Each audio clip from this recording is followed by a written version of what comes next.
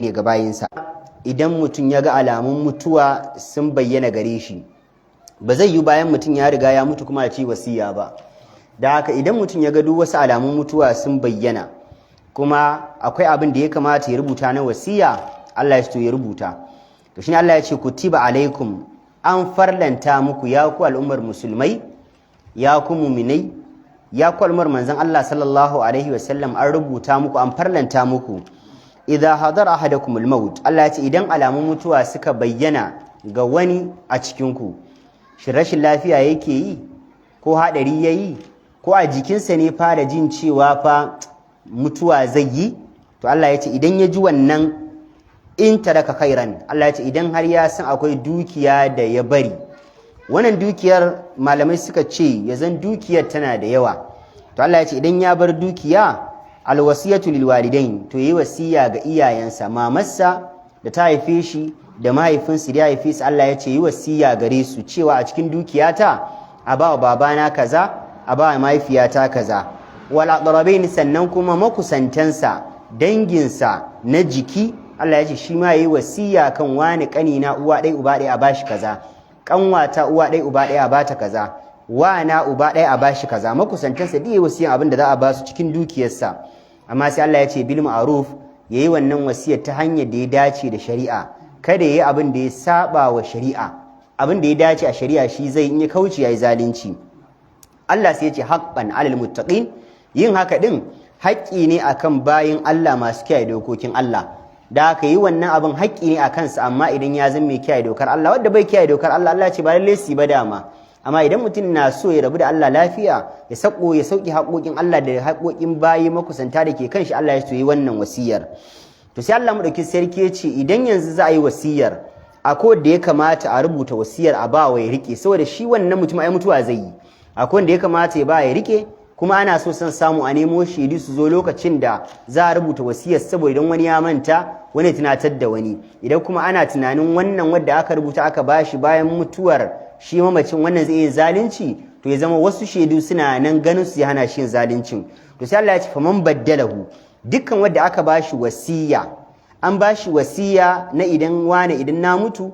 kaza a ba babana, kaza a ba mamata, kaza a ba dangina. To Allah ya ce sai shi wannan wanda aka ba wasiyan bayan mutuwar mamacin sai ya canza. Allah ya ce fa inna ma ithmuhu alal ladhina yubaddiluna. Allah ya ce shi wannan mamacin aikin lada da yi ladan shi ya tabbata wajen Allah. Zunubin canza wasiya kuma yana kan shi wadda aka ba wa amanan ya riƙe ya canza. Shi da ya zo ya jirkita ta, an ce a ba wani miliyan 5, an ce a ba wani miliyan 6, an ce a ba wani miliyan 2, sai bayan mutuwar mamacin sai ya zo ya canza. Mai miliyan 5 sai ce miliyan 2 ne, mai miliyan 6 sai ce miliyan 9 ne, mai miliyan 3 sai ce miliyan 5 ne. Ya jirkita saboda ya fi kusanci da wannan, ko ya fi son wannan, ko ya fi ƙaunar wannan, ko wani zai kyautata masa, ko sun haɗa baki. Allah ya ce shi wannan mamacin ba yi da laifi kwata-kwata. Zunubin jirkita wannan wasiya da canza ta yana kan wanda ya canza, bai kan shi mamacin. Inna Allah, sai Allah ya ce lalle ku sani Allah madaukakin sarki sami'un, ababan da aka yi lokacin da aka rubuta wasiya a karan farko Allah ya ji, ababan da kuka canza Allah ya ji. Alimun, Allah masani kan wasiyar farko, kuma masani kan wasiyar da aka canza ta biyu, duk Allah ya sani. In kana tunanin ka jirkita ko ka canza wasu ababai ko ka hada baki da wani, Allah ya ce fa na fa sani, ina da sani kuma ina jin duk abin da aka yi, da haka zunubin yana kan kai wanda ka canza. To sai Allah ya ce fa man kafa min musin janafan, amma idan yanzu kai da za a bar mu wasici, kai ne aka kira ka, aminin ka zai rasu, ko wanka zai rasu, ko dan wanka zai rasu, ko wani mutum a unguwar ku zai, sai ya kira ka. Da ya kira ka sai ya ce wa ina so rubuta wasiya idan na mutu, ina so a ba wani kaza, a ba wani kaza. Amma a wannan bayanin da shi wanda yake so ya mutu yake maka, sai ka fahimci janafan akwai kuskure a cikin abin da yake so ya yi. Kuskuren shine wala Allah yana so ya ba wani manesanci abu mafi yawa akan makusanci. Wannan dan uwan shi ne uwa ɗaya uba ɗaya, sai ya ba shi kuɗi kaɗan, ya ba wadda suke uba ɗaya kuɗi da yawa. Kaga ai wadda kuke uwa ɗaya uba ɗaya ya fi kusanci da ka akwai da kuke uba ɗaya. Kaga ana akwai kuskure. Ko kuma wannan mutumin a dangin ne duka, uwa ɗaya uba ɗaya kuke, maza ne guda 4, amma wannan wadda shi mamacin mai mutuwan ya ce a bashi miliyan 5 mai arziki ne, ga nan wani talaka da ƙyar yake rayuwa sai shi kuma aka ce a bashi miliyan 1, kawo kuskure sai ka ce mishi a'a wani da ba haka za ka yi ba, da wane dukkan su ƴan uwanka ne uwa ɗaya uba ɗaya, wane mai arziki ne ya fi ƙarfin miliyan 5 ɗin nan, wane kuma 500,000 ma bai da shi, kuma ka ce a ba mai arziki miliyan 5 a ba talaka miliyan 1, da ba haka kamata ka yi ba, da kamata a yi ka ba wa wane miliyan 5 wane 500,000, tunda dama shi mai arziki Allah ana bashi ma kyautarwa zai yi, shi wane kuma da aka bashi ya samu jari, to yanzu yayi kuskure suka gyara masa. An gane shine fa man kafa min musin janafan, idan kai wanda za a bar wasiya sai ka fahimci cewa shi wanda zai bar wasiyar yayi kuskure, Allah ya ce au ithman, ko kuma yayi zalunci, abin da yake so yayi tsakanin shi da wane babu shiri, tsakanin shi da wane akwai shiri, to yanzu sai yake so ya bada dukiya mai yawa ga wadda suke shiri, wayar ga wanda ya fi cancanta a taimakawa, wannan kaga zalunci ne. Au ithman, Allah ya ce to fa aslaha bainahum, babu laifi, Allah ya ce kai wadda za a bar wasiyan ka kira su duka, ka ce wani zo, kai ma zo, kai ma zo, ga nan wani na kwance baya da lafiya, jiya da daddare ga takarda da ya rubuta ya bani, amma na je gida na yi studying takardar na karanta ta sosai, na fahimci cewa akwai abin da ya kamata a duba, tsakanin wani da wani akwai rashin jituwa, dama mun sani, kuma sai ya ɗauki kuɗi kaza a ba wani saboda rashin jituwarsu ya rage kuɗin da ya kamata ya bashi, sai ya ɗauki dukiya mai yawa ya ba wani don suna jituwa. Ni ina ga da kamata yi tun da gashi nan Allah ya sa bai mutu ba tukunna, kuma kuna raye mu yi sulhu mana, kai wani tun da kai mawadaci ne,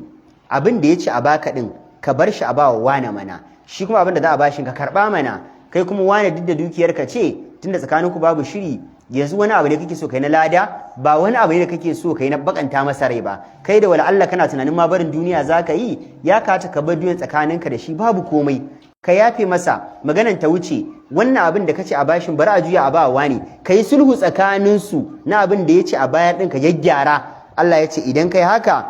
fala ithma alai, Allah ya ce babu laifi akan kai da kai wannan sulhun. Asali ma malamai suka ce idan ka kira su kai sulhu Allah lada zai baka,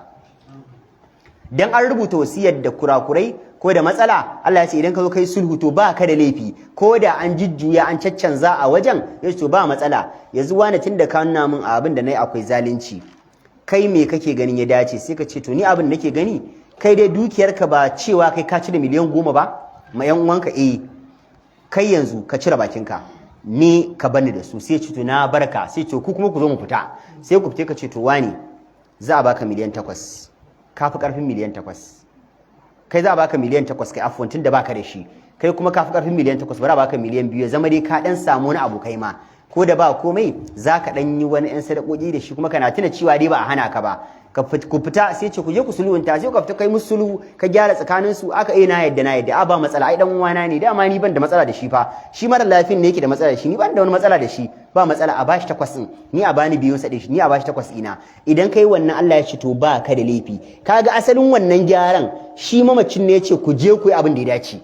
to fala ithma alaihi, Allah ya ce ba ka da zinubi, asali ma lada ubangiji zai baka. Inna Allaha ghafurur rahim, lalle Allah madaukin sarki mai gafarar zinubai ne ga bayinsa, kuma rahimu mai jin kai ne ga bayinsa. Malaman tafsiri dan gaida wannan ayar sun rabu gida biyu, wasu malamai sun tafi akan cewa wannan ayar an shafe ta, shine qaulul jumhur, da yawan malamai sun tafi akan cewa ita wannan ayar an shafe ta. Asalin mun kula kaman babu maganan yanzu gadan yaya, babu maganan gadan yan uwa, ba maganan gadan dangi, duka kawai kaman dukiyar mutum idan zai mutu a karan farko, wadda zai bar wasiya na ya za a yi da kudinsa shine daga iyayensa sai yan uwansa, ko da ku yana da 'ya'ya to ba su da komai, kawai zai raba kudin shi ne, ce babana a bashi kaza, mamata a bata kaza, yan uwana a basu kaza. Da haka ne, ba maganan 'ya'ya, ba maganan matarsa, ba maganan duk sauran mutane babu. To ayar da ke cikin suratul nisa sai suka ce ta shafe ta, ita ce aya ta 11. Yusikumullahu fi auladikum lizzakari mithlu hazzil unthayayn fa in kunna نساء فوق اثنتين فلهن ثلثا ما ترك فإن كانت واحدة فلها النصف ولأبويه لكل واحد منهما السدس مما ترك إن كان له ولد فإن لم يكن له ولد وورثه أبواه فلأمه الثلث فإن كان له إخوة فلأمه السدس من بعد وصية يوصي بها أو دين آباؤكم وأبناؤكم لا تدرون أيهم أقرب لكم نفعا فريضة من الله إن الله كان عليما حكيما. ayar da malamai suka ce ta shafe wannan ayar shine ayar da Allah madaukin sarki ya raba gadon kowa ya bashi a hannunsa. Baban an bashi nashi, ƴaƴa an ba su nasu, dangi an ba su nasu, to ta shafe wannan yanzu ba maganin wasiya. Shi yasa ma ruwaya tabbata cikin sunan Abi Dawud hadisi na 1870 tana cikin Jami'at Tirmidhi hadisi na 2120 daga Abi Muhammad al-Bahili yace sai mutu Rasulullahi sallallahu alaihi wasallam ya qul naji manzon Allah sallallahu alaihi wasallam na cewa inna Allah qad a'ta kulli dhi haqqin haqqahu Allah madaukin sarki ya bawa dukkan wani mai haƙƙi haƙƙin sa fala wasiyata liwarithin daga yau babu wasiya ga wani wanda zai yi gado. Kaga ai dama babanka na da gadonka, mamarka na da gadonka, idan baka da yaya yan wanka na da gadonka, to sai manzo Allah ya ce yanzu Allah da ya saukar da yusi da walakum nisu mata daga azwajukum zuwa karshen ta, Allah ya staftunaka karshen nisa'i, Allah ya bawa kowa haƙƙin sa, babu wasiya yanzu kwata ga wanda zai yi gado babu. Allah madaukin sarki yace yusikumullahu fi auladikum, ubangijinku yana muku wasiya game da sha'anin gadon ƴaƴanku idan kun mutu kun bar su. Lizzakari ɗa namiji mithla haddil unsayain, Allah yace yana da kwatankwacin kasan mata biyu. Kene idan an mutum ya mutu ya bar ƴaƴansa maza da mata, idan aka zo raban gadon duk kasan da aka ba wa namiji za a ba wa mace rabi, ko kasan da aka ba wa mace ɗaya za a yi multiplying sau biyu a ba wa namiji. Da haka ko dai ka ci a ba wa namiji ɗaya a ba wa mace rabi, ko a ba wa mace ɗaya a ba wa namiji rabi. A babin gado a ba wa mata rabi, afwan, a ba wa namiji ɗaya a ba wa mata rabi, ko a ba wa maza biyu a ba wa mace ɗaya, duk wanda aka yi yayi daidai. A babin gado idan mutum ya mutu ya bar iyayensa da matansa da ƴaƴansa, ƴaƴa ba su da farilla, suna yin ta'asibi ne. Ashabul furud shine mata da uwa da uba, abin da ya rage ƴaƴa za su zo su kwashe sai su raba dadan kawunan su. Misali an cire gadon uwa, an cire gadon uba, an cire gadon mata, sai zama ya bar 'ya'yan shi maza guda biyu da mata guda biyu, yanzu a lissafa mazan guda biyu su koma 4, matan su zauna a matsayin su na biyu, sai a raba abin da ya rage gida 6, sai a ce din namiji dauki bibbiyu, mace ta dauki ɗaya, shikenan kuɗi ya kare. Kaga yanzu babu wani 1 bisa kaza 2 bisa kaza, su ba ta'asibi suke yi. To shi yasa Allah madaukin sarki ya ce namiji yana daukan ninki biyu ne na kasan ƴa mace. Fa in kunna nisa'an fawqa thnataini, Allah ya ce amma idan kuma mutum ya mutu ya bar ƴaƴa mata sama da biyu, daga biyu zuwa sama banda guda ɗaya, ya mutu ya bar misali babansa, ya bar mamarsa, ya bar matarsa, sai ya bar ƴaƴan shi zalla mata, 2 ne 3 ne 4 ne 5 ne, Allah ya ce yanzu kuma anan abin da za a yi, za a cire gadon matarsa 1/8, a cire gadon babansa 1/6, a cire gadon mamarsa 1/6, abin da ya rage na dukiyar sai a yi overall na dukiyar gaba daya, sai a lissafa ta gida 3, 2 za a ba wa 'ya'yan shi mata, akwai abin da zai rage sai a duba aula rajulin zakar. An fahimta? Idan mutum ya mutu da ya takaice, ina son fahimta, idan mutum ya mutu ya bar 'ya'ya mata ne zalla, ko 'yan uwan shi mata ne shaƙiƙai zalla mata, ko li abbai zalla mata, kasansu ba sa kwashe dukiya duka, suna cin 2 ne cikin 3. An gane? To shine abin da Allah ya faɗa anan. wa in kana duwaidatan falahan nisfu idan mutum kuma ya mutu ya bar yar shi kwaya ɗaya mace a duniya tana da rabin dukiyarsa, ko kanwarsa shaqiqiya ita kadai a duniya uwa ɗaya uba ɗaya tana da rabin dukiyarsa, ko kuma kanwarsa li'abbiya ita kai tana da rabin dukiyarsa. Misali mutum ne ya mutu ya bar babansa da mamarsa da matarsa da ya kwaya ɗaya a duniya. In asif a ce da muƙaddara a ce wannan ɗan namiji ne, yanzu kawai za a ba wa matarsa 1/8, a ba baban shi 1/6, mamarsa 1/6, abin da ya rage yaro namiji kawai sai ya kwashi duka. Shi ba magana 1/1 kaza, shi babu, shi ka san babba ne ai. Namiji ne a ko ina. To amma yanzu tun da mace ce, abin da za a yi shine idan ya mutu dukiyar babanta gaba ɗaya za a ba ta rabi ne. Sai a ba wa baban babanta 1/6, mamar babanta 1/6, mamarta 1/8. An fahimce ni? Kenan za a raba kuɗin gida 24, sai a ba wa yarinyar 12, sai a ba wa babansa 2, a ba mamarsa 2, a ba matarsa 3, kalas. An fahimta? Da haka shi Allah madaukakin sarki ce idan ya ce ita kadai tana da rabi, idan kuma ƴaƴan sun kai 2, 3 sai ka dawo magana dazo falahunna thulutha ma tarak, za a raba kuɗin ne gida 3 sai a ba su 2, in ita kadai a ba ta rabi, idan sun kai 2 a raba 3 a ba su 2. Wali abawaihi Allah ya ce ga iyayensa kuma mamacin, uwarsa da ubansa, li kulli wahidin minhum as-sudusu, kowanne ɗaya a ciki Allah ya ce za a ba shi 1/6. shine abin da nake faɗa, wannan amma da sharaɗi min mataraka in kana lahu walad, abin da mamaci ya mutu ya bari in yana da ɗa. Idan mutum ya mutu yana da ɗa ko yana da ya, nan walad yana ɗaukan namiji yana ɗaukan mace, yana da ɗa namiji yana da ya mace, babansa da mamarsa za a ba su 1/6 1/6. Amma idan har kuma fa in lam yakul lahu waladun, idan ba yi da ɗa ba yi da ya mace, warithahu abawahu, sai zama ya mutu bai yi aure ba, ya bar mamarsa da babansa su biyu ya mutu ya bari, bai yi aure ba yi da mata, to fali ummihi thuluthu, za a raba kuɗin shi ne gaba ɗaya gida 3, mamarsa a bata 1/3, baban shi ya kwashe guda 2. Idan aka samu mutum ya mutu ba yi da ɗa ba yi da mata, yana da baba da mama, yana da ƙanne da yayu, zuwan baba ya hana ƙannen shi da yan shi cin gado. Idan har baba na nan, ‘yan uwa ba su da gado. Idan ɗa yana nan, ba baba ba mama, amma shi mamacin na da ɗa, yanzu ‘yan uwan shi uwa ɗai uba ɗai uba ɗai da uwa ɗai duk ba su da gado. Zuwan baba yana hana ‘yan uwa cin gado, hajabu isqatin ne. Zuwan ɗa yana hana ‘yan uwa cin gado, hajabu isqatin ne. An gane? To amma kuma sai Allah ya ce fa in kana lahu ikhwatun, idan amma shi wannan mamacin yana da ‘yan uwa daga 2, 3, 4, 5 zuwa sama, sai ya mutu ya bar babansa da mamarsa da ‘yan uwan shi da yawa.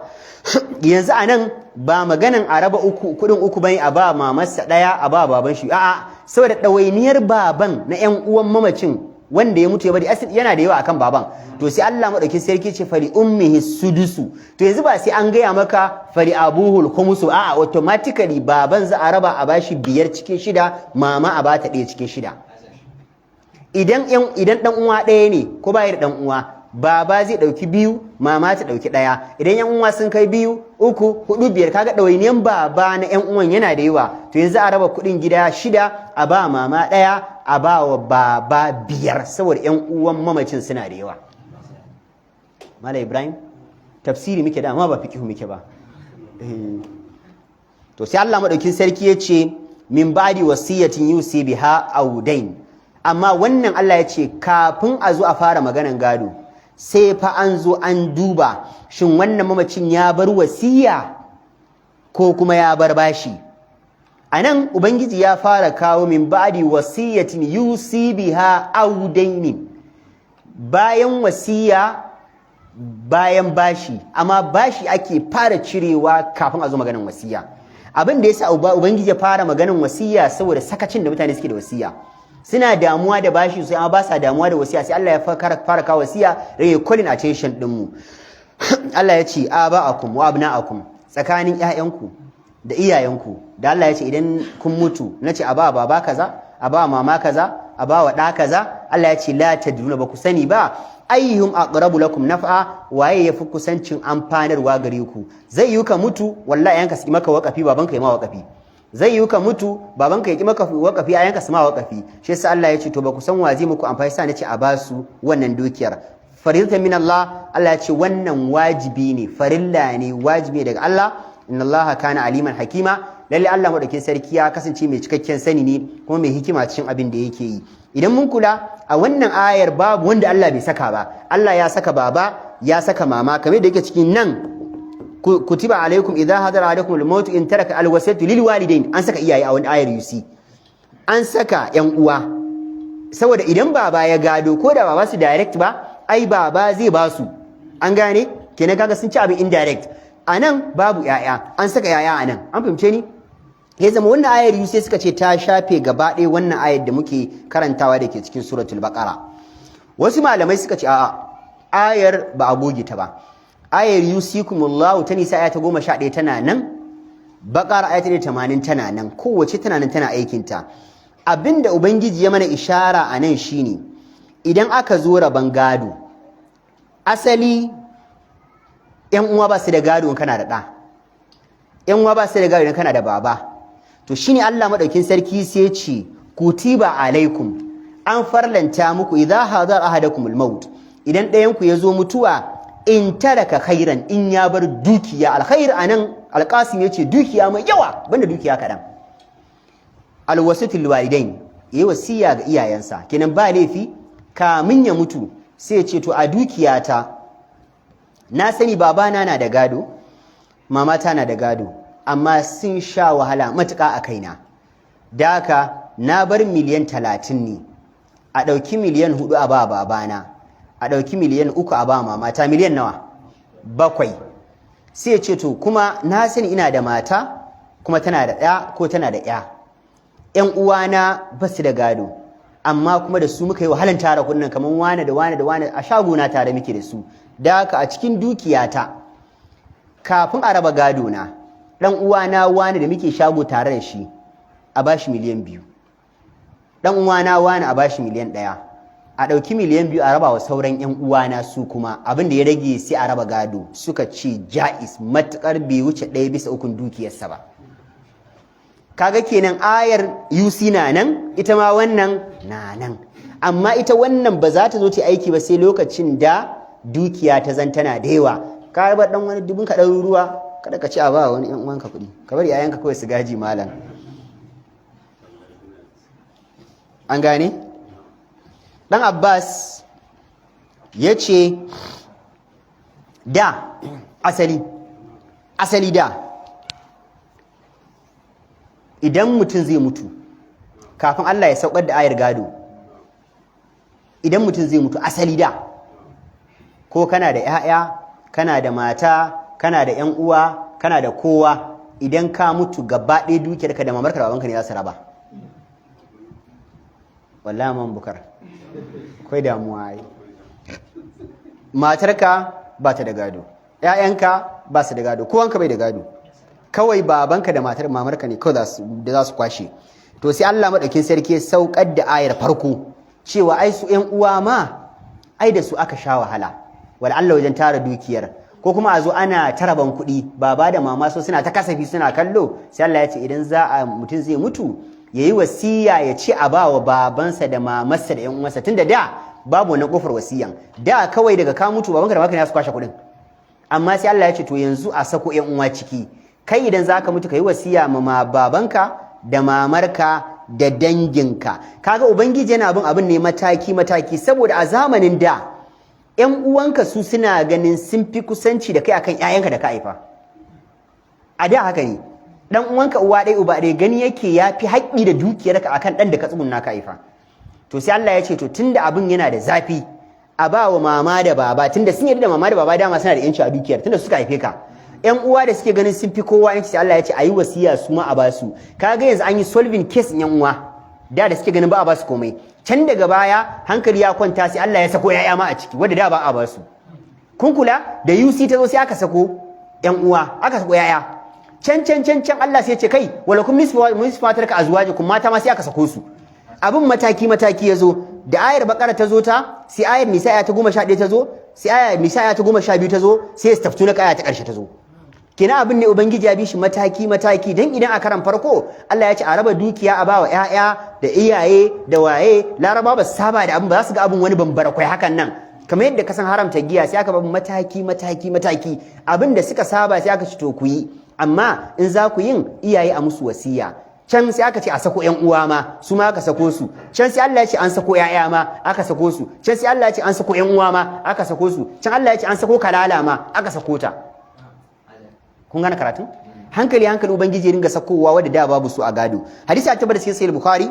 hadisi na 2738 yana ma cikin sahih muslim hadisi na 1627 abdullahi dan umar yace anna rasulullahi sallallahu alaihi wasallam kala manzon Allah ya ce ma haqqu imri'in muslimin lahu shay'un yusi fihi yabitu laylatayn illa wasiyatuhu maktubatun indahu manzon Allah ya ce menene yake damun musulmi ne ya zama yana da abin da zai rubuta na wasiya kuma ya kwana dare biyu face sai fi wasiya tana rubuce tare da shi dan Umar yace tunda naji wannan hadisin daga manzon Allah ban taba yin kwana biyu face wasiya tana gashin filona idan yau na kwana gobe na kwana sai in dauka sai in yaga sai rubuta sabuwa idan ba suka ne na bubbiya idan kayan ajiya ne na mammayar idan wasu haƙoƙin mutane ne na bayar na rubuta duk kwana biyu ce sai na rubuta saboda manzon Allah ya ce bai dace ga musulmin kirki yana da abin da zai rubuta na wasiya ba yayi kwana biyu bai rubuta wasiya ba malamai wasu suna ganin ma daga cikin kabira cikin kaba'irul dhunub kana da abin da zaka rubuta na wasiya baka rubuta ba ka kwana ka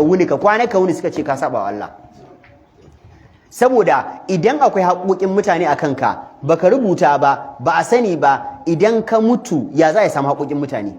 amma idan ka rubuta fa ai za a gane haƙoƙin mutane a miyar musu akwai wani mutumi da zai rasu kamar da yake cikin minhajin jazairi sai ya ce idan ya mutu dan Allah yana so Imam Shafi'i ne zai masa wanka shi kawai wasiyar da ya bari kenan in ya mutu Imam Shafi'i ne zai masa wanka Shafi'i bai san shi ba bai da ta alaka da shi amma ana zuwa da ga Imam Shafi'i sai gane karatun sai ya ce na san me yake nufi kawai yana zuwa kan gawar mutumin sai ya daga kan shi haka ya ce ku rike min jikin ya daga kan shi ya daga fulansa kawai sai ya dauki takarda ya ce wannan shine wankan da yake bukata in ya mutu in masa ku je ku masa wanka Imam Shafi'i ya fita ya karanta takarda ya ce wani nabi na bashi kaza wani nabi na bashi kaza kan a gama wanka ai kafin Imam Shafi'i ya kawo duk ababen da ake bashi ya ce jama'a kafin a kai shi makabarta ina wane gani dauki kazanka ina wane dauki kaza ina wane dauki kaza ya ce to yanzu a kai shi kabari babu dauri in ba haka za a je a daure shi za a je a kai shi kabari a daure shi wannan shine wankan da yake ci masa ba wankan ruwa da sabulu bane ba wankan ruwa da magariya bane kaga kinan magabata dan za su mutu kullum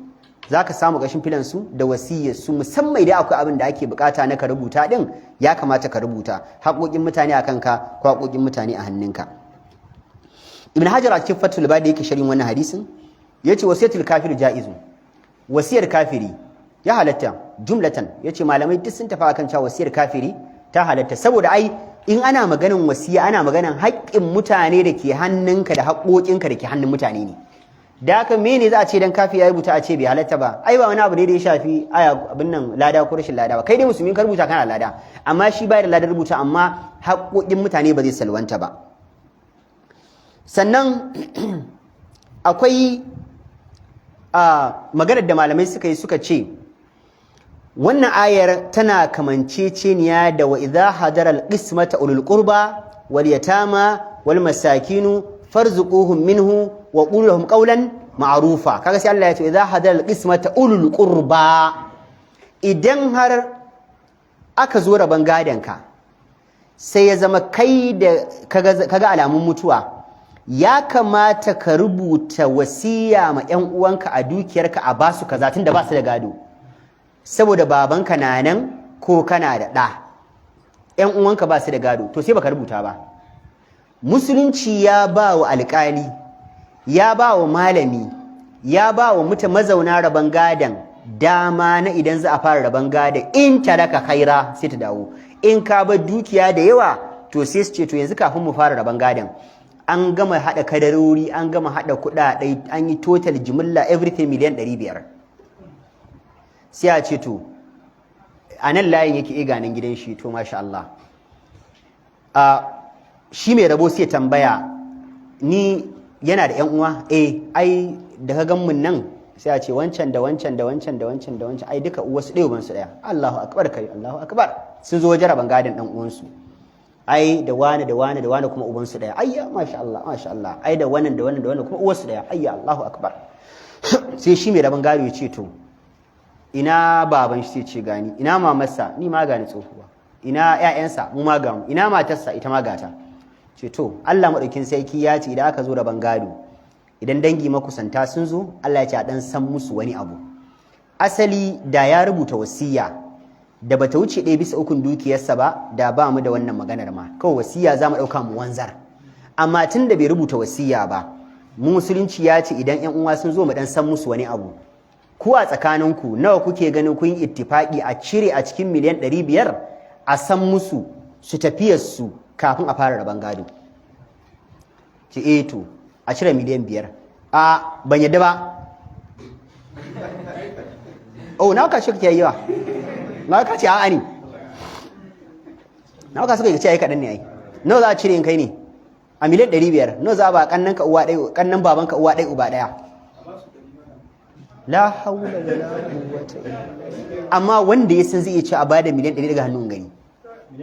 100 malai na bai bare a miliyan 500 ka ci a ba wa ƴan uwan babanka miliyan 100 a bar 400 kafin a fara raban gado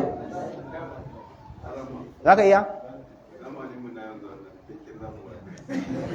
wato kullum muna magana fa sai a ce a kawo in akwai ruwa kudin ruwa wala Allah fa wanda suka daga hannu za su ce to an canza shawara miliyan 50 ok dangin mama miliyan 50 dan to sai Allah ya ce to irin wa'annan makusantan da ba su da gado ka san ba dan baban kunanan ba dan yana da yaya ba waye masu kudin su ne ai sai Allah ya ce to a dan san musu dan kada su tashi a ce to an raba gado wani ya samu miliyan 80 wani ya samu miliyan 40 wance ta samu miliyan 40 da shago a Monday market da gida da store wani ya samu trailer su kuma ya ce to da ba dan ku ba da su ne wata gaba sai ta kullu za su ce ai zuwan wani ne wani fa lokacin ɗaya ne zai hana su cin gado yanzu idan mutum ya mutu bai da baba bai da mama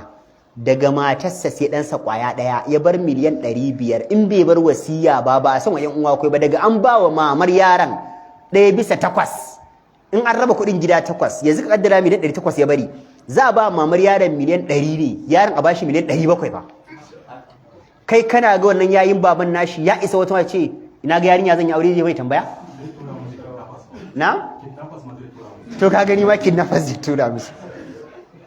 to amma yanzu kaga idan da aka zo da bangada sai aka ce to ga miliyan 40 ga miliyan 20 su raba za ga suna to yaran albarka Allah ya albarka Allah ya ji kan babanku Allah ya kuma za su tsaya mushi kaman uba akwai abin da jama'a mu gane wallahi dukiya ba ta yi mu rike wannan abin ba komai bane dukiya take yi akwai abin da dukiya ba ta yi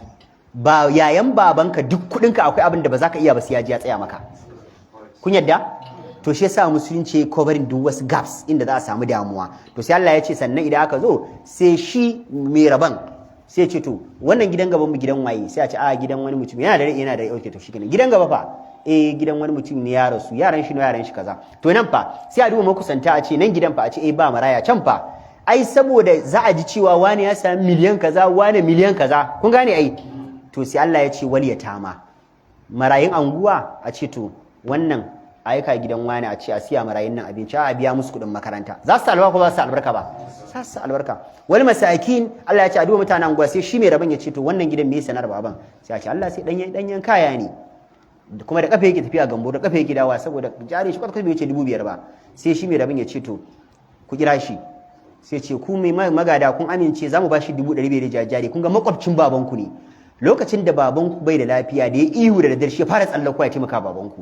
kuma har yanzu kuna nan a makwabta da haka za a taimake shi wani masakin sai a dunkula 500 a ba a tsoho wallahi ranar ba zai bacci ba na sha gaya muku mutumin da yana zuwa da karatu da tijo ya fi alimuri ya san shi akan shekara 50 da wani abu ko 60 ma yace bai taba rike 100 a hannunsa ba yanzu wannan mutumin da bai taba rike 100 makwabcin shi rasa aka ba shi 500 ya isa bacci a rana dan Allah akwai ran da ba zai wannan mutumin addu'a ba amma yanzu an zo an raba su miliyan 500 miliyan 800 shi da 'ya'yansa duk suna ji ana ta lissafin kuɗi ana ta rubutu can ma marayun da suna ta rubutu cewa suna yi wane an mutu Allah ya tsine masa ya tsine 'ya'yansa ko kuma suna masa addu'a na suna tsine wa yaran to amma duk abin da zai kawo shahana da gaba da gilli shari'a sai da toshe kofar. Urwa ibn Zubair yace an tambayi Ali bin Abi Talib cewa wani mutumi cikin Qurayshawa ya rasu kuma ya bar dinari 300 ko dinari 400 to yanzu ya za a yi za a cire ya bar wasiya kuma a cire wani abu a ciki za a cire yace wani wasiya me za a cire a dinari 300 yace baka ji Allah ya ce in taraka khairan ba Allah ya ce sai ya bar kuɗi mai yawa idan mutum zai bar wasiya a ka'idan musulunci ba a yadda ya bar wasiya sama da 1/3 ba. An baka dama idan kaga alamun mutuwa ka bar wasiya ma makusantanka, ka bar wasiya ma yaron shagonka, ka bar wasiya a gina masallaci, ka bar wasiya a taimaki marayu, a gina gidan marayu ya halatta, amma ba a baka dama na sama da 1/3 ba. Hadisi ya tabbata cikin Sahih Bukhari, hadisi na 3936 ma cikin Sahih Muslim, hadisi na 1628. Amir bin Sa'ad ya rawaito magana daga baban Sa'ad bin Abi Waqqas yace marida maradan bi Makkah. Sa'ad bin Abi Waqqas yayi jinya a garin Makka. Thumma shfa fihi, Sa'ad sai ya ɗeba tsammanin tashi a wannan jinyar. Yaga saura kadan ya mutu Sa'ad bin Abi Waqqas. فعاده رسول الله صلى الله عليه وسلم فقال يا رسول الله إن لي مالا كثيرا وليس يرثني إلا ابنتي أفأتصدق بثلثين. Sa'adu da manzo Allah ya zo duba sai ya ce ya Rasulullahi kaga dai yadda ciwon nan ya kai min alama mutuwa zan yi, ya manzo Allah ko ban da kowa a duniya sai ya ta kwaya daya nake da ita, shin ya manzo Allah zai yi sadaka da 2/3 dukiyata, in yi wasiya da kafin na mutu 2/3 dukiyata a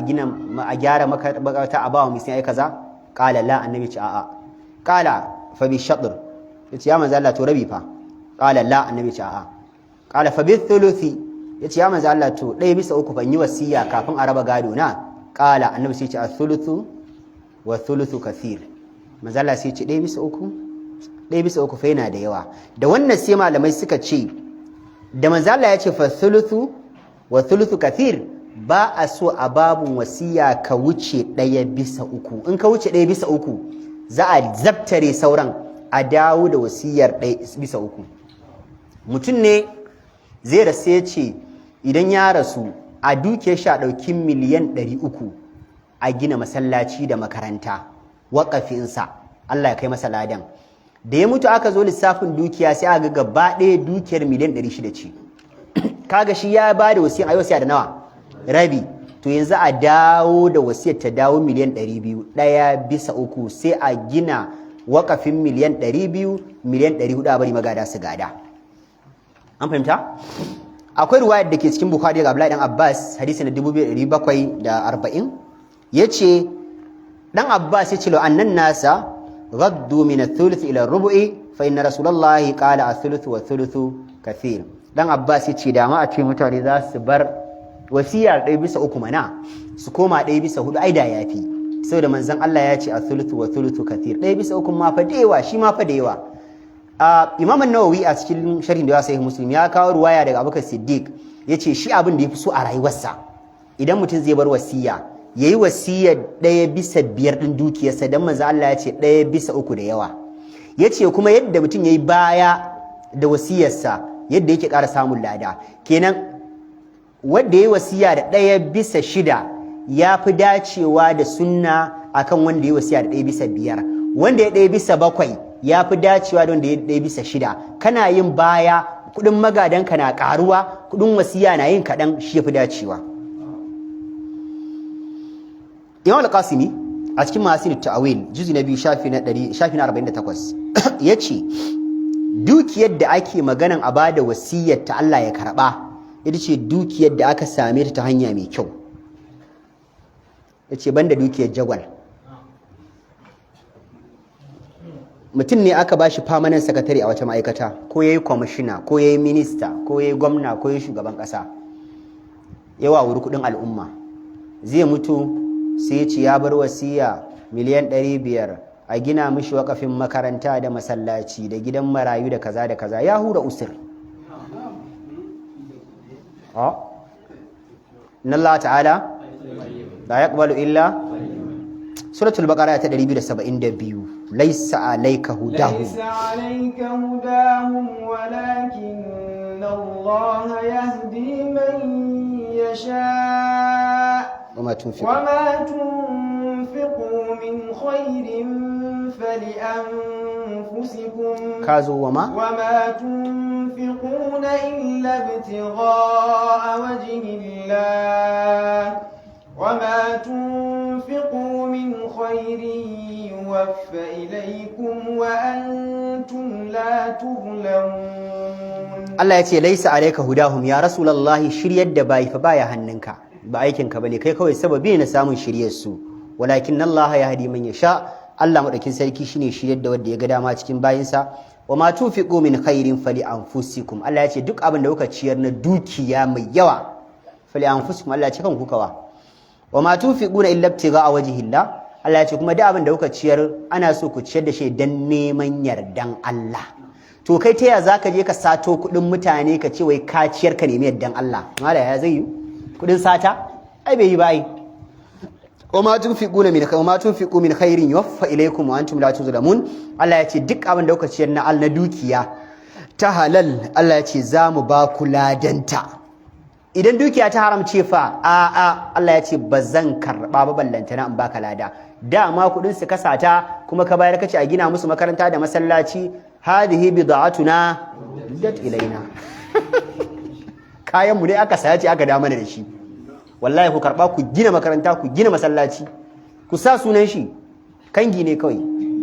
wallahi dama kudin ku ne dama kayan ku ne kawai na ku da muku hannun ku an kwace da hannun dama ne an baku da hannun hagu yasa an ce Allah ya ce antum la tuzlamun Allah ya ce ba za mu zalunce ku ba in kudin halal ne Allah ya ce za mu ba gudadan sa amma in kudin haram ne Allah ya ce a dama na sayo ka ba su kayan su kun sata a asusun gwamnati kun gina musu makaranta da shi kuma gwandama wanda zai sata ya gina mutane fa da wanda zai sace shi da yaran shi su cinye wallahi gwandama wanda zai sata ya gina al'umma wani abu ai da wanda zai hakkin mu ne Allah ya isa a to muna cikin yunwa mutum ya saci kudi ya binne a kasa ba dole mai Allah ya isa ba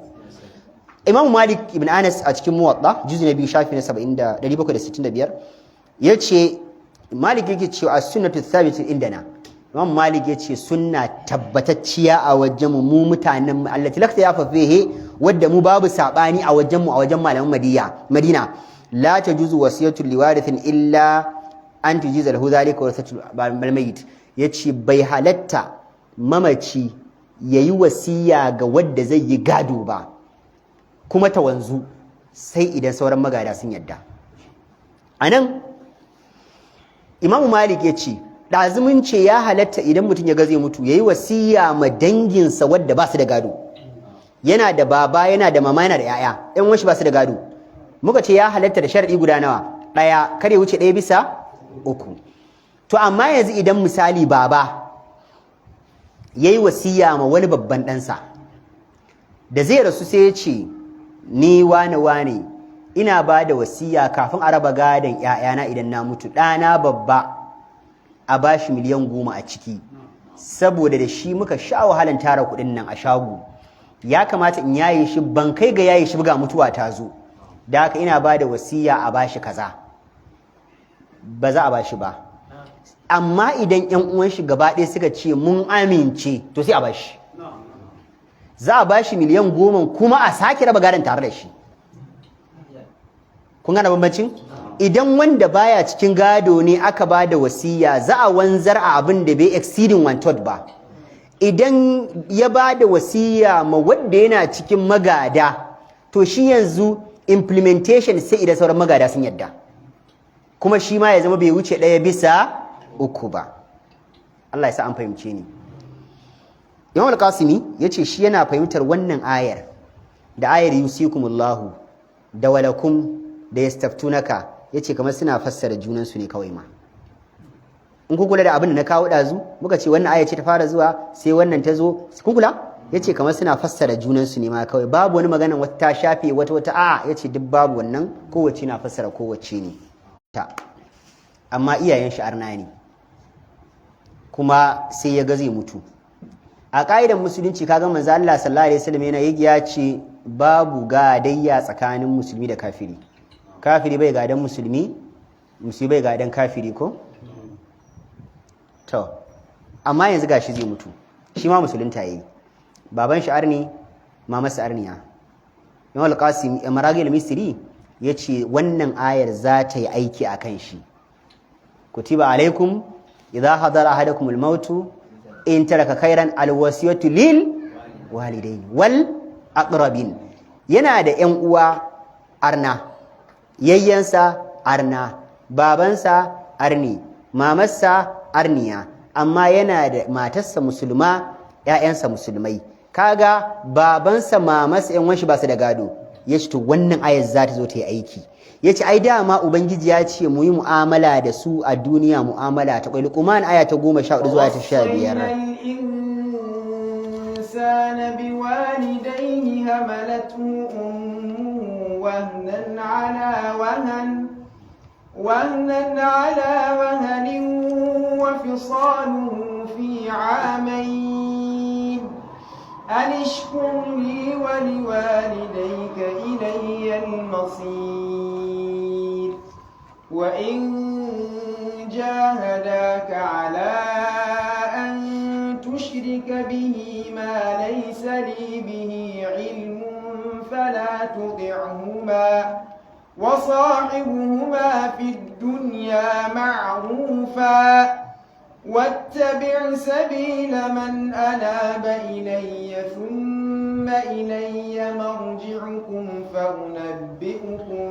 بما كنتم تعملون. الله يتي وصى الإنسان بوالديه حملته أمه وهنا على وهن. الله يتي من وصية ga yaro cewa ya rike iyayen shi hannu bibbiyu ya musu biyayya abin da bai saba wa Allah ba. Hamalatu ummuhu wahnan ala wahn, mahaifiyar shi gyatumarsa ta ɗauke shi rauni kan rauni, dama ita mai rauni ce kuma a ƙara mata wani raunin. Wa fisaluhu fi amain, Allah ya ce kuma ta shayar da shi, ta yaye shi cikin shekaru 2. Allah ya ce anishkurli, ka gode min ni da na halicce ka. Wali walidaika, kuma ka gode wa iyayenka da suka haife ka suka sha wahala a kanka. Ilayyal masir, Allah ya ce da kai da iyayenka duka wajena za ku komo gobe kiyama. Wa in jahadaka, Allah ya ce amma idan suka yi kokari a kanka ala an tushrika bi, cewa kai min shirka, ma laysa laka bihi ilm, abinda ba ka da ilimi, Allah ya ce fala tu'ihuma, kada ka musu da'a. Amma sai Allah ya ce wa sahibuhuma fi dunya ma'rufa, Allah ya ce ka zauna da su a al'amarin duniya da kyautatawa. Yanzu zaka mutu kace a basu miliyan 2, miliyan 3, miliyan 5, abin duniya ne ai. Allah ya ce wannan ka kyautata musu babu komai, ma'ruf ne. Kamar da kana raye ma dama zaka siya musu abinci, ka siya musu abin hawa, ka siya musu gida, su tafi coci ran Lahadi, ka tafi masallaci ran Juma'a. Allah ya ce ba wanda ya shiga harkar kowa, ka mu'amalance su ka musu komai. Allah ya ce wannan babu komai. Wattabi sabila man anabi ilai, Allah ya ce kuma ka ba hanyar wadda ke mai da lamuransa zuwa gare ni. Ilayya malaba ilai thumma ilayya marji'ukum, Allah ya ce sannan ku san da cewa gaba ɗaya makomar ku wajena za ta dawo. Fa unabbi'ukum bima kuntum ta'malun, Allah ya ce sai in ba ku labarin duk ababen da kuka aikata da kai yaran da ku iyayen. Allah ka sa mun dace da daidai. Allahumma salli ala Muhammadin wa ala ali Muhammadin kama sallaita ala Ibrahim wa ala ali Ibrahim innaka Hamidum Majid, wa barik ala Muhammadin wa ala ali Muhammadin kama barakta ala Ibrahim wa ala ali Ibrahim innaka Hamidum Majid. Wannan mai tambaye na ce assalamu alaikum malam, yaya matsayin wanda za su raba gado sai su ce akwai percentage nasu kaza cikin 100,000, shin haka yana da asali ko ba yi da asali? Ai asalin haram kenan. 10% ba wani abun kuma da zai baka mamaki, har da malaman musulunci yanzu sun gurɓace cikin wannan harkar. Mutum zai raba gado ya ce yana da 10%. Wallahi tallahi billahi duk wanda ya caka ya ci haram. Shi raban gado aikin addini ne, ana so ka yi shi ne majanan, idan ka yi ubangiji zai baka lada. Amma malamai suka ce ba laifi bane idan ka gama rabawa, su magada on their own a ganin damansu ka raba musu, sai suka ce suka yi shawara a tsakaninsu, sai suka haɗa 500,000 a miliyan 1 a 50,000 a 30,000 sai suka baka ba dan wannan kai ba, idan ba a baka ba za ka yi, in sun baka oho in ba su baka ba ma za ka yi, sai ka karba wannan babu komai. Amma ka ce ba zan raba ba sai an ajiye min 10%, naka ne kudin? Wani 10% in kana samun kudin da ya fi na magaji ma yawa. Ko kotu ce take wannan ba daidai ba ne. Musulunci abin da ya sani shine a raba wa magada gado majanan. Amma idan akwai wani abu daban wadda shi mai rabawa ko ga ya kamata ku bashi, ya dace ku bashi, ra'ayinku ne, ganin damar ku ne, wannan babu komai. Wasu malamai suna ganin babu laifi a sanya shi mai rabawa cikin idza hadal usmata ulul qurba wal yatama wal masakin. Shi malamin idan yana cikin miskinai da suka cancanta, to kafin a gaba idan aka ce malami ya ce to jama'a ku masu gado, musulunci ya ce tunda duke tana da yawa a cire gadon makusanta, a cire na marayu, a cire na miskinai, nawa kuke ga za ku cire? Sai suka ce to akramakallah a cire miliyan 1. Sai ware miliyan 1 gefe, sai ce to yanzu za a raba muku miliyan 100, miliyan 99 kenan. Sai su ce to akramakallah a cikin abin da za a ba miskinan kai ma mun sa ka a ciki, sai ya ce to mun gode. Shi kenan sai raba gadansa. Idan ya zo shi kuma rabon miskinai makusanta, ba zai ce yanzu 50,000 ne a raba marayu da makusanta 50,000, sai to tun da shi ya raban gadan shi kuma anan sai ce zai dauki 40,000 ya ba wa makwabta 3,300. Haram. Za su raba daidai ne, ko da yayi aiki, shi aikin ai addini yawa aikin. Ina jire illa Allah, zai yi ne Allah ya bashi lada. Da haka Allah ya baka ilimi dama aikin al'umma za ka yi, ba maganan a biya ka, kai kana roƙon ubangiji ne ya biya ka. Da haka maganan ka ce to tunda ni na musu rabon gado yanzu ka koma ka yi don kuɗi kenan. Amma ganin daman suka ɗauka suka baka, wannan babu komai ka karɓa, ba dai shi kai ba. An gane? Hal jazawul ihsan lil ihsan. Ka musu kyautatawa ne, su ma suka ce bari su kyautata maka, baka musu dole ba, baka tilasta ko kuma malamai suna cewa kar ka nuna alama. Kada an tashi ka ce to wani yanzu fa daga yanzu ka zama alhaji, wanda kai ma ka zama alhaji. Kada ku manta da bayan Allah, duk wannan roƙo ne, babu kyau, haram ne, ka bari kawai ka je kai dan Allah, aikin addini ubangiji ya baka ladanka, kawai Allah zai baka ta wani wajen. Allahumma salli ala Muhammadin wa ala